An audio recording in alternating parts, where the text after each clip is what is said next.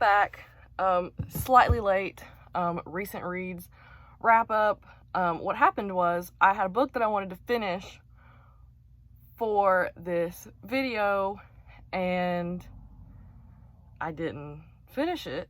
I also lost it. The new semester started, and I was not mentally prepared enough to be organized and got myself behind there.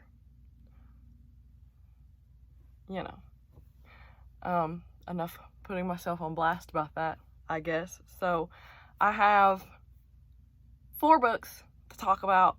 2 of them will be pretty quick because they were pretty quick reads, so it shouldn't be too long of a video, I hope, unless I just decide to be long-winded today. So we're just gonna go ahead and jump into it. I'm gonna start with the shortest ones first because they're gonna be the quickest to talk about.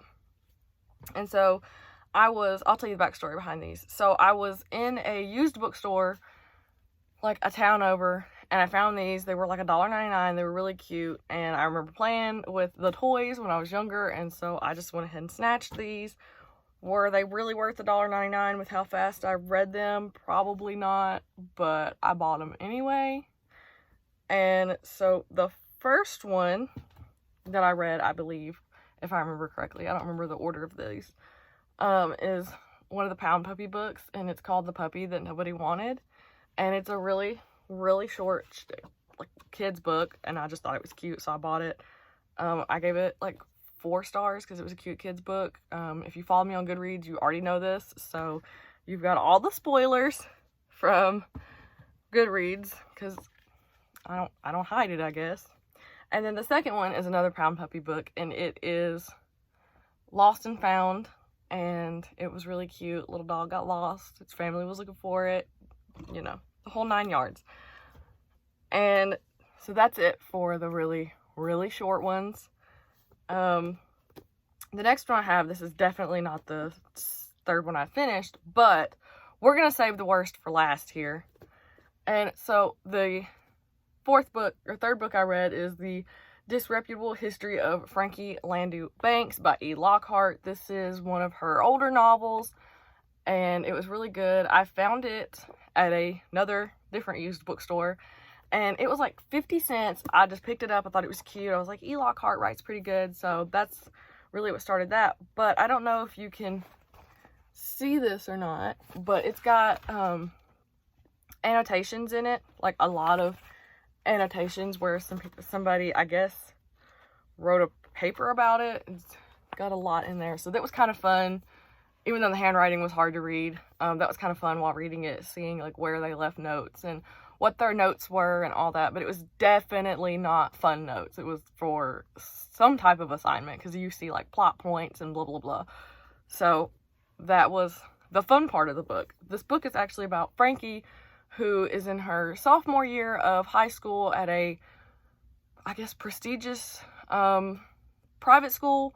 It's called Alabaster, I think is how it's pronounced. And she is in her sophomore year. She gets noticed by one of the high school version of a frat boy, and so they start dating, and it's an entire like secret society, kind of like a frat but more secret, like a fraternity. And she's really jealous because it's really just a feminist exploration, and I feel like this is really good for anybody between the age of 12 and 15 because it's a very good introduction to some feminist opinions, because she's upset that she's left out of this secret society, simply because she is a female, and there's some like smaller things that go on that add up to it, but she starts pranking the society because she's not allowed in it, and she outsmarts them, and she basically takes the entire thing down and has fun doing it, and everybody kind of is mad at her, but some people are like, wow, you really did that. So it's a fun ride. It's very, very character driven. Frankie is hilarious because she just doesn't want to deal with anybody's BS. She just, if somebody says something kind of rude, she's just like, all right, well, here's rude back. And it was really cute. It was really fun. I had a great time reading it. It was a page turner. I flew through it.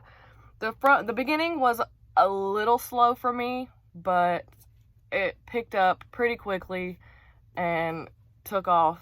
And I gave this 4.5 out of 5 stars. I didn't give it a 5-star read or a 5-star rating, not because it was bad or anything, but it was a little immature for me.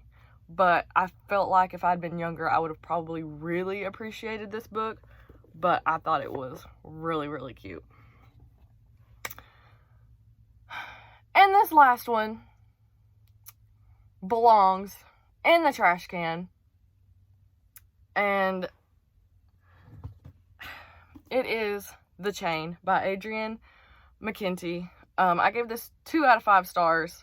I found this at Books A Million in the little bargain area, and I was like, oh, that sounds really really cool. I read the little synopsis. It sounded really cool, and I was like, this sounds like something I would be into. And then I saw some people read it.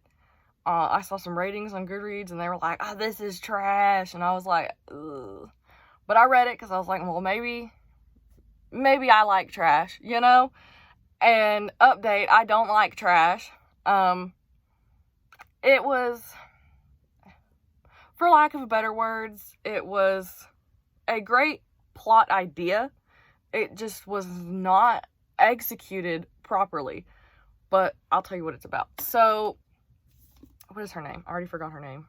Okay, Rachel. So it's about this woman named Rachel and her daughter, Kylie.